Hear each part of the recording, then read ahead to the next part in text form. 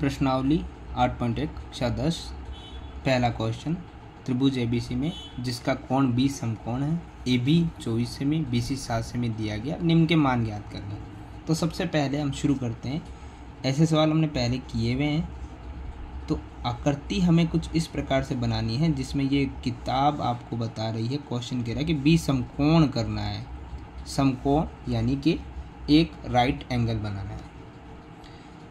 उसके बाद आपको दिया गया है ए और बी कहीं ना कहीं आपको अंकित करना है। तो हम ए और बी अंकित हो चुका है और सी हमें अंकित करना है।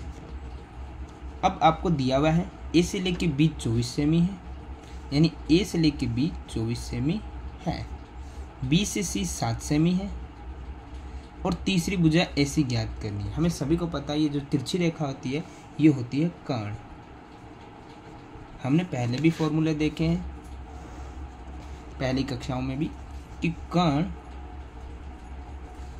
आधार और लंब निकालने के कुछ फॉर्मूले होते हैं जो हमने याद पहले भी किए थे। एक बार वापस देख लेते हैं। कर्ण को निकालने का तरीका होता है अंडर रूट में आधार स्क्वायर प्लस लंब स्क्वायर। आधार निकालने का फॉर्मूला होता है कर्ण स्क्वायर माइनस लंब स्क्वायर और लंब निकालने का फॉर्मूला होता है कर्ण स्क्वायर माइनस आधार स्क्वायर। इन तीनों फॉर्मूलों में एक ही चीज़ ध्यान रखनी है, जब कर्ण निकालते हैं तो प्लस होता है, आधार और लंब निकालते हैं तो माइनस होता है। प्लस वाले फॉर्मूले में आप आधार और लंब को आगे पीछे अपनी जगह को चेंज कर सकते हैं, लेकिन जब माइनस वाले फॉर्मूले करते हैं उसमें कर्ण आगे ही रहेगा और पीछे लंब या आधार जो भी होता है वो पीछे ही रहेगा।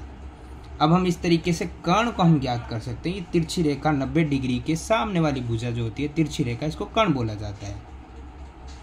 जो 90 डिग्री और न्यून कोण के साथ होकर नीचे वाली रेखा आती है वो होती है आधार और 90 डिग्री के साथ वाली होती है लंब। तो अभी कर्ण निकालते हैं। कर्ण का फॉर्मूला जो हमारे पास दिया हुआ है आधार स्क्वायर प्लस लंब स्क्वायर, इनको आगे पीछे किया जा सकता है। कर्ण हमारे पास है AC, आधार हमारे पास है BC और लंब हमारे पास है AB। इनका करना है स्क्वायर। तो AC हमारे पास हुआ है, BC जो हमें दिया हुआ भी था और हमने लिख भी लिया है 7 है, 7 का स्क्वायर करना है, प्लस AB हमें दिया हुआ भी था और हमने लिख भी लिया है 24 है, उसका स्क्वायर। 7 का स्क्वायर हमारे पास होता है 49, 24 का होता है 576। जैसे ही हम इन दोनों को प्लस करते हैं तो इसका आएगा 625। 625 का अंडर रूट यानी वर्गमूल निकालना सभी को आता है। 625 का होता है 25, जो हम AC के सामने लिख सकते हैं। वर्गमूल की विधि अनुसार हम निकाल सकते हैं। ये निकलने के बाद हमारा क्वेश्चन शुरू होता है 1 नंबर, जिस क्वेश्चन में हमें दिया गया है साइन A और कॉस A ज्ञात करना है। First question sign A cos A। सबसे पहले ये साइन और के कॉस जो है इसकी गुत्थी को हम सुलझा लेते हैं। इसके लिए भी एक ट्रिक होती है जिसको हमें याद रखना चाहिए। लाल कक्का, इसमें L जो आ रहा है वो लंब के लिए, K जो है कर्ण के लिए और A जो है वो आधार के लिए होता है। चूंकि हमारे यहाँ पे साइन और कोस दिया गया है तो उसके लिए एक ट्रिक होती है। उस ट्रिक के अनुसार हम चलते हैं। साइन का मान निकालने के लिए, फिर कोस का मान निकालने के लिए, फिर टेन का मान निकालने के लिए और इसी प्रकार उनके अपोजिट कॉट का मान, सेक का मान और कोसेक का मान। ट्रिक कुछ इस प्रकार होती है। जो पहला बिंदु होता है वो होता है साइन का, और साइन का होता है हमारे पास L के बटे में K। इसी उपरांत हमारे पास नेक्स्ट आता है कॉस, और कॉस का नेक्स्ट होता है A यानी आधार और बट्टे में K मतलब कर्ण, यानी A बट्टे में K। और इसी प्रकार tan का होता है आखिरी L बट्टे में A यानी लंब बट्टे में आधार। और उन्हीं के उल्टे शुरू हो जाते हैं हमारे पास, जैसे कॉट, कॉट का होता है A बट्टे में L।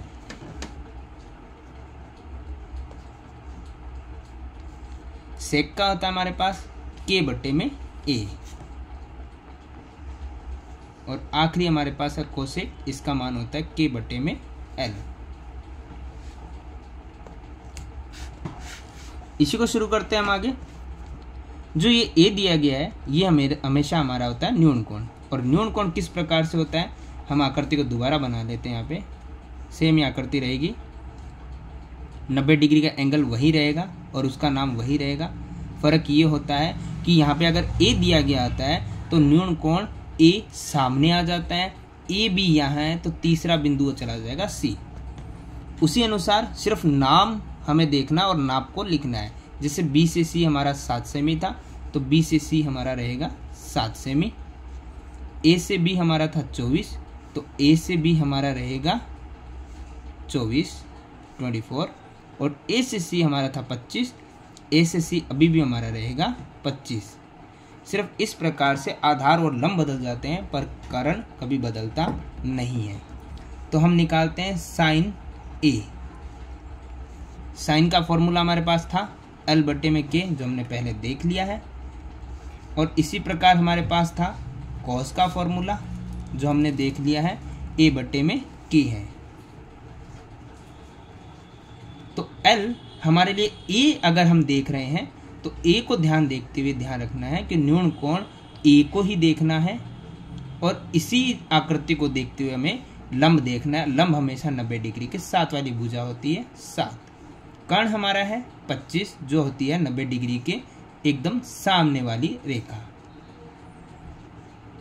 कोस है आधार, आधार हमारे पास है 24 और कर्ण हमारे पास है 25। इस प्रकार से ए वाले फॉर्मूले हो चुके हैं। लेकिन इसमें सेकंड क्वेश्चन ये भी है जिसमें आपको साइन सी और कॉस सी ज्ञात करना है, तो हम उसे ज्ञात कर लेते हैं। साइन सी और कॉस सी, पहले तो साइन सी और कॉस सी के फॉर्मूले लिखेंगे जो ट्रिक से हमें मिले हैं। और ट्रिक से साइन कॉस के फॉर्मूलों में आपको सी और सी का बाद में ध्यान रखा जाता है, पहले फॉर्मूले लिखे जाते हैं जो फॉर्मूले सेम ही रहेंगे। साइन हमारे पास था L बट्टे में K, जो अभी भी L बट्टे में K ही रहेगा। और कॉस हमारा था A बट्टे में K, जो अभी भी A बट्टे में K रहेगा। अब फर्क क्या आता है वो हम देख लेते हैं।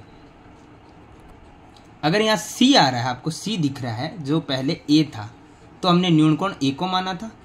C दिख रहा है हमें, तो हम आकृति को इस प्रकार से बनाएंगे कि इस बार 90 डिग्री के साथ में सामने आ जाता है न्यून कोण। तो आकृति में ज़्यादा बदलाव नहीं होते हुए सिर्फ इतना ही फर्क रहेगा कि नीचे वाला आधार नाप में बदला है पर बाकी आकृति में बदला नहीं है। साथ वाली भुजा लंब रहती है और कर्ण कभी बदलता ही नहीं है, जो 90 डिग्री के सामने वाली भुजा होती है।